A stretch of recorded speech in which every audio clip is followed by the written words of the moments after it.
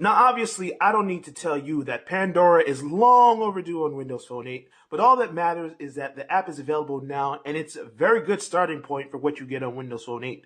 When you launch the app, you see it has the tiles showing you their most recent stations. Now, that's a nice little departure from what you typically see on iPhone or Android. But if you'd like to see the more traditional list, all you have to do is tap See All Stations, and it brings you through a list of all the stations that you've created on your device. When you go back and you start listening to a song, you just tap on it, and it has the standard audio settings: dislike a song, like a song, play it, or skip to the next one. Now, one thing you might notice about this is that there are no ads here, and that's because Microsoft and Pandora have reached a deal where they're going to make this app available ad-free for the remainder of 2013. So until December 31st, 2013, you will not see or hear a single ad when playing Pandora on Windows Phone 8. And that's a great feature. Now, one limitation is that this is kind of like Pandora 1 because it's ad-free, but it's not completely, because you're still limited to 6 skips per station. So you can't have unlimited skips like you can with the premium version. But when you're done playing that song, you can tap the button in the bottom right corner, and you can choose to share a track or share an entire station. So if I want to let people know that I'm listening to a really great song, which I am, Seriously by Catch a Fire, you should listen to it if you haven't before, I can just tap that button, and just like that, I've sent out a tweet announcing to people. Okay, I can also buy the song on Xbox Music, or I can choose to bookmark it and access it at a later time. Aside from that, I can let it know that I'm tired of this track, even though I'm not at the moment. And aside from that, you'll notice that it has the option to pin this station. So I'll tap that, and when I go back to my home screen, I can get back to this station directly. I don't have to launch Pandora and then go to the station. I can get to this at any time just by tapping on that station, and it'll go back there in Pandora. Very nice feature.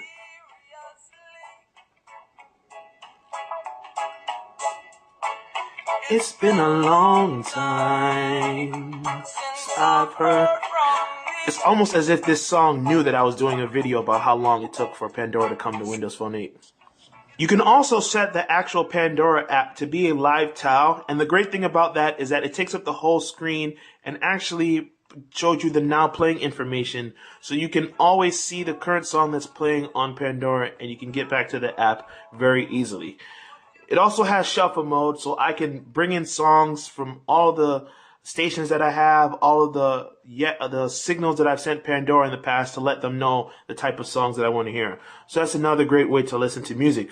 Or you can just browse by genres, different stations, or you can search for a station based on a song or artist. So I'll search for one of the great artists of our time, Mr. Justin Bieber. And then I will start playing a song. And then just like that, I've created a Justin Bieber station, incredibly easy, obviously.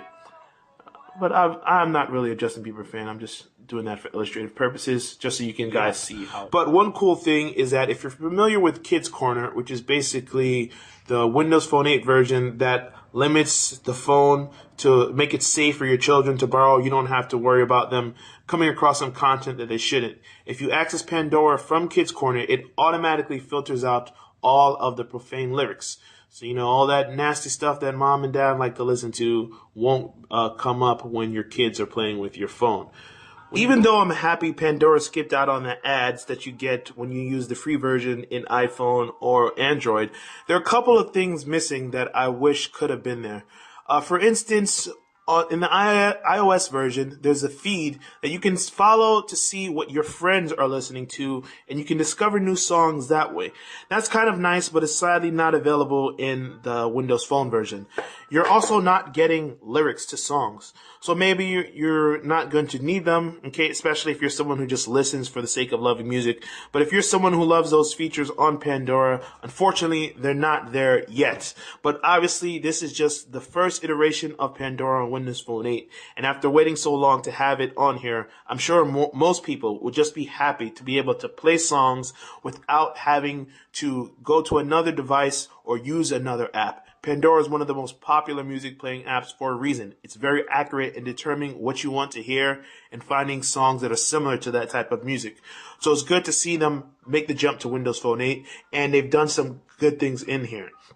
Aside from that, when you're in the main part of the section and you go to settings, you can go to advanced and you can trigger to have higher quality audio. I highly recommend this because it improves the sound quality whether you're on Wi-Fi or mobile.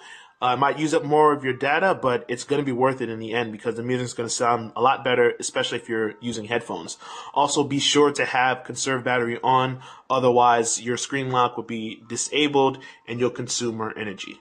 But this is Andrew from mobileburn.com showing you Pandora on a Windows Phone 8 device, and it's very nice. So I'm going to shut off this iPhone so I can go back to listening to music on a very nice device on the Nokia Lumia 920, and I'm going to listen to some nice music.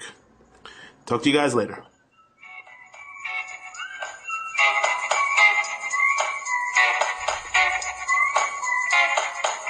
Oh,